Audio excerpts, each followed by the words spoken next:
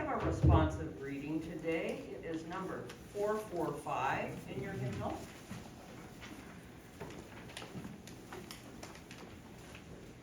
The title of it is The Womb of Stars, and it is by Joy Atkinson. I'll read the first and then you follow. The womb of stars embraces us. Remnants of their fiery furnaces pulse through our veins. We are the stars, dust explosions cast across space. We are of the earth. We breathe and live in the breath of ancient plants and beasts. Their cells nourish the soil. We build our communities on our harvest of this. Our fingers trace the curves, carved in clay and stone by forebears unknown to us. We are part of the great circle of humanity, gathered around the fire, the hearth, the altar. We gather anew this day to celebrate our common heritage. May we recall in gratitude all that has given us birth. Let it be so.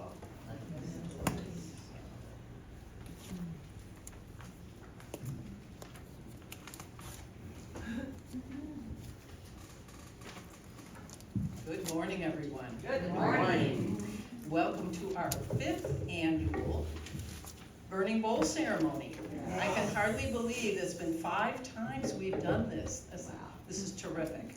I really enjoy it. I'll open with the words from mathematician Jacob Bronowski. Sooner or later, every one of us breathes an atom that it has been breathed by anyone you may have heard of before or you can think of. George Washington, Michelangelo, Moses. What will you contribute to this continuum? That's one way to look at the idea that we are all one.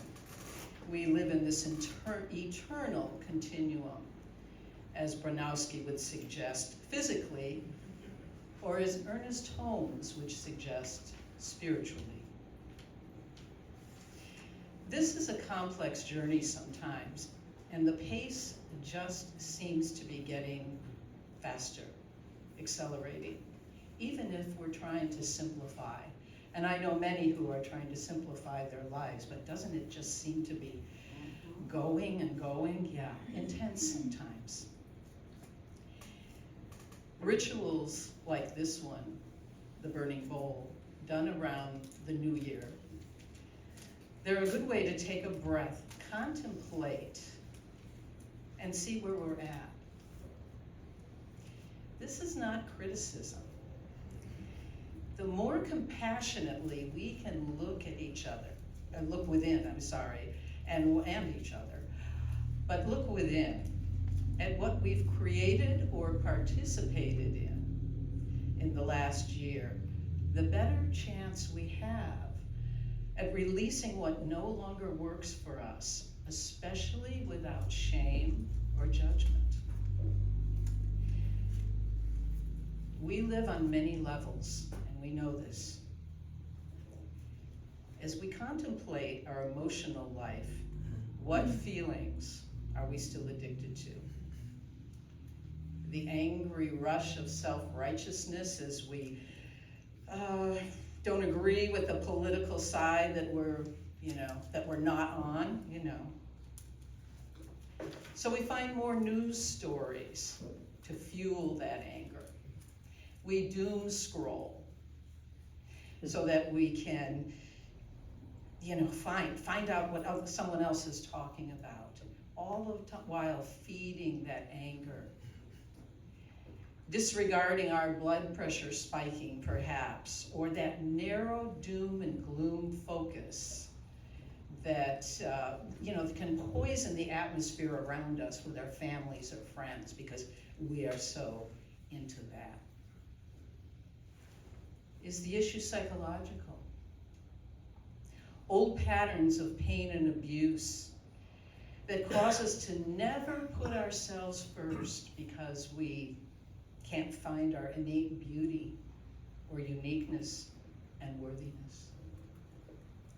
Or is it physical? Ignoring the messages that our bodies are giving us, not making that doctor's or naturopath's appointment, and living in fear of the what ifs. What is that pain about? Why am I so fatigued? Making up stories instead of honestly taking care of ourselves. Or is it spiritual? Feeling so alone and cut off from anything benevolent and loving in our lives. Living in high anxiety and never being able to just settle into what is. Unable to surrender so we can move through and past this emptiness. To allow something new, there has to be an intentional yes to clear out the old. With all this past year has taught us downfall, fall, or triumph, it is past. And there is still life before us. So certainly I have an example in my own life. After years of studying and trying to prove something to myself, my personal rite of passage, as I called it, at the pinnacle of completion and reward, my body said, stop.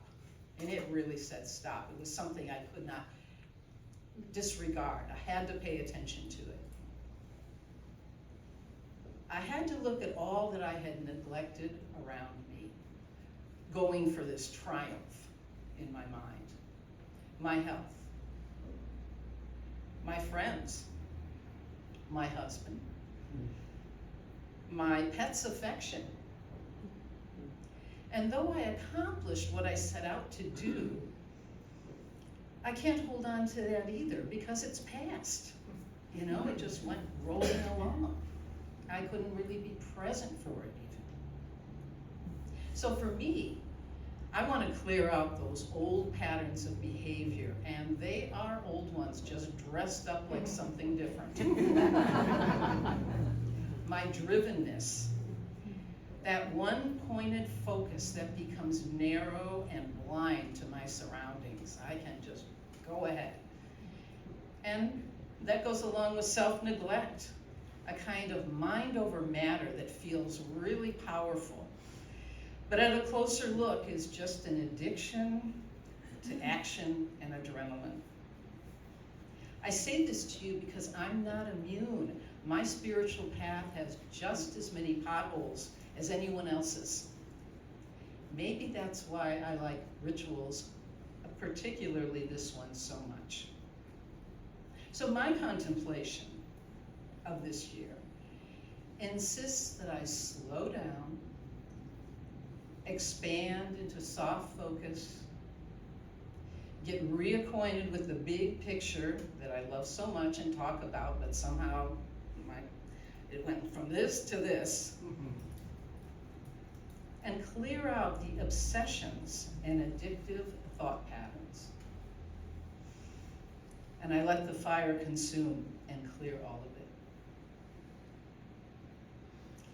Then, of course, there has to be a then on the other side after this happens, allowing the expanding light of the slowly lengthening days. Isn't that wonderful? Just a few seconds each day. Be my path, my portal to this new time and this new year.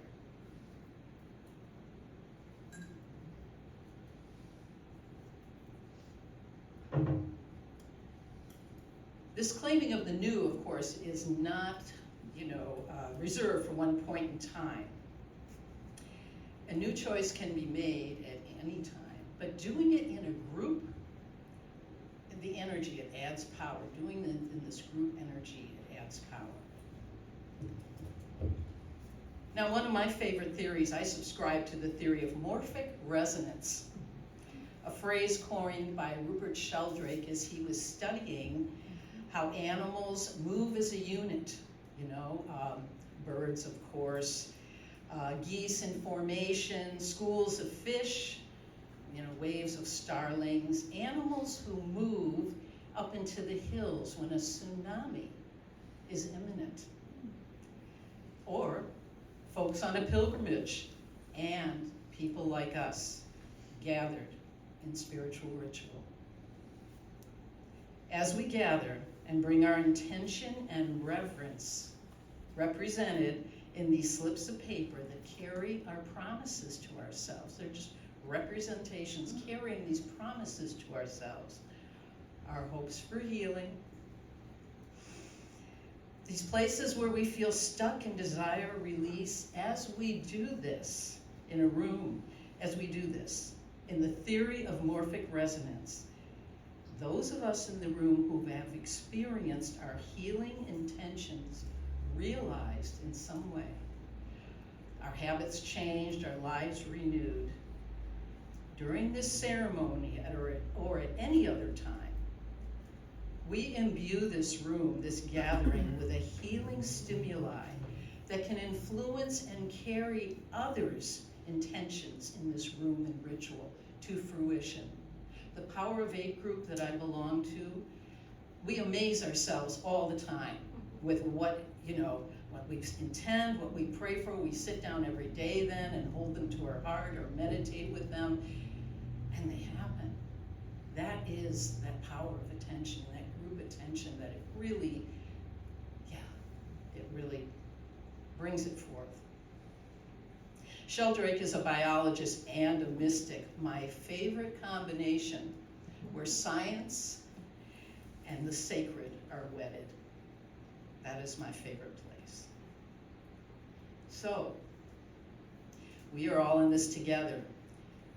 Whatever you and I seek to heal, to let go of, to start anew, we can combine our support for each other by intending that this whole room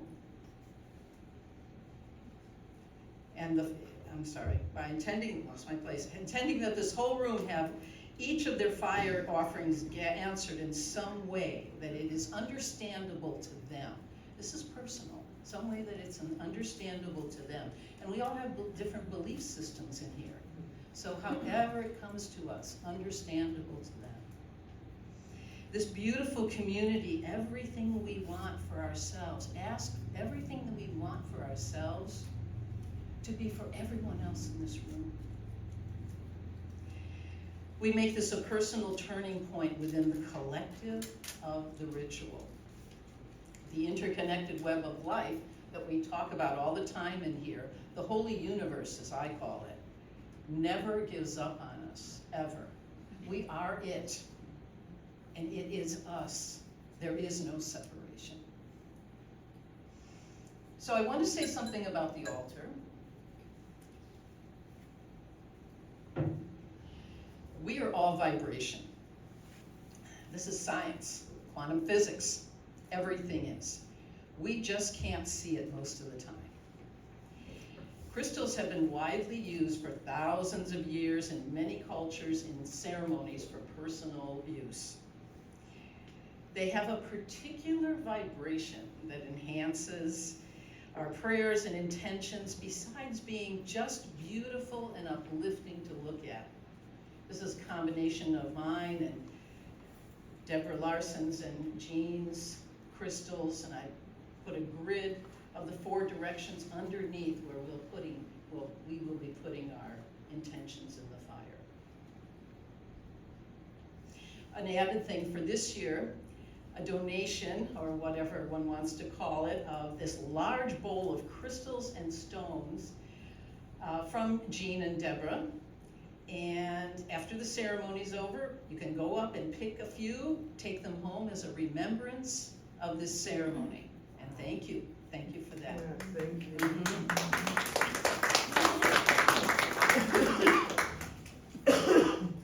Second, I want to talk about the sounding, the singing bowls.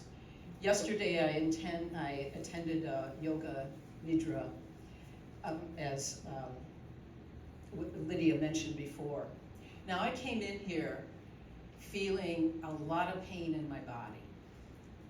I get this kind of arthritic thing when it's damp, or I eat too much junk food over the holidays, things like that. I was in pain, I could hardly lie on the floor. Halfway through, my pain was gone. Now it just, all of a sudden I was like, oh, I'm not feeling this pain anymore. That is my own innate healing ability, which we all have, becoming coherent with the sound, the sound healing of the bowls.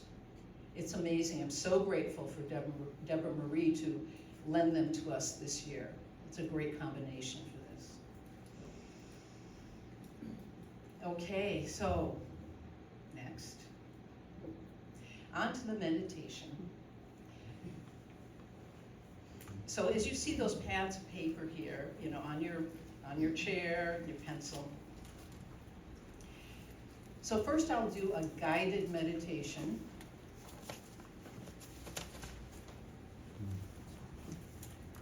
As Deborah goes to the bowls, first a guided meditation, and then we will sit quietly for 5 full minutes. I know that seems a long time for some people, but just allow yourself, even if you don't believe in vibrational healing, allow yourself to feel and hear the bowls as she's playing them for 5 minutes. And after that, we will have a few minutes to write down if you haven't written down already. Then we'll proceed 2 rows. I think we can have 2 rows coming up at the same time. The candles will be lit. You will tear this off so that we don't have so much smoke, and light it from the candle and put it into the cauldron there and return. And I would like if you could do that. I mean, it just adds to it more and lends to it more if we do it in quiet meditation. Okay. So sit comfortably and close your eyes. If that's not comfortable closing them completely, find a spot on the floor. Just settle into your body. Focus on your breathing.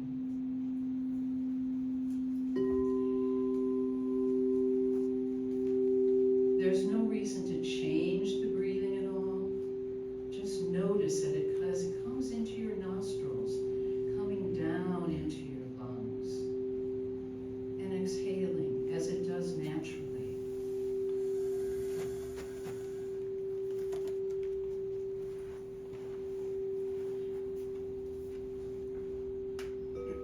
Now picture a time when you felt complete self-acceptance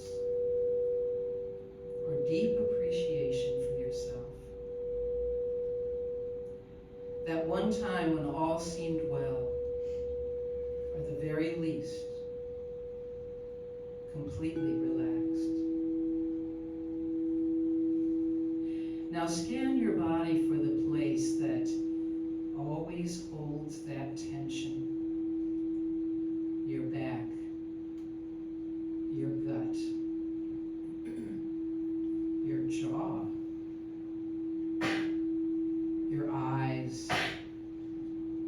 You know the place, you all know the place. And bring that time of self-acceptance and deep appreciation into that place. Anchor that feeling.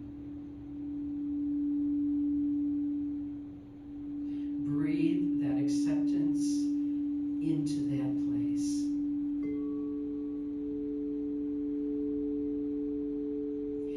We all have an experience of peace and ease, even if that's not where we usually live.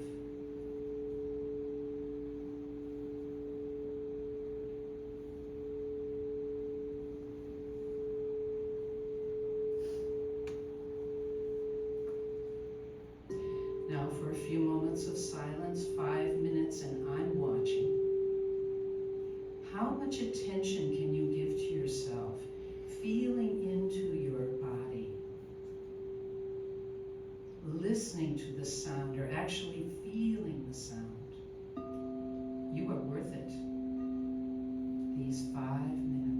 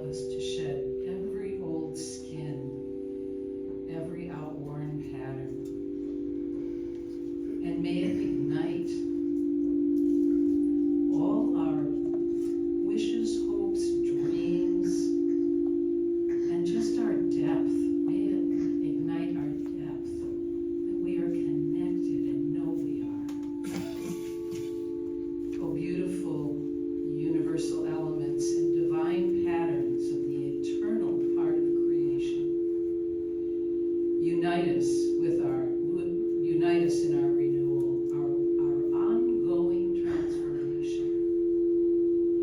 Make us a stitch in the beautiful pattern of fabric of this new year. Ignite our courage in all our crossings. May our inner life and our outer actions match. No more hiding.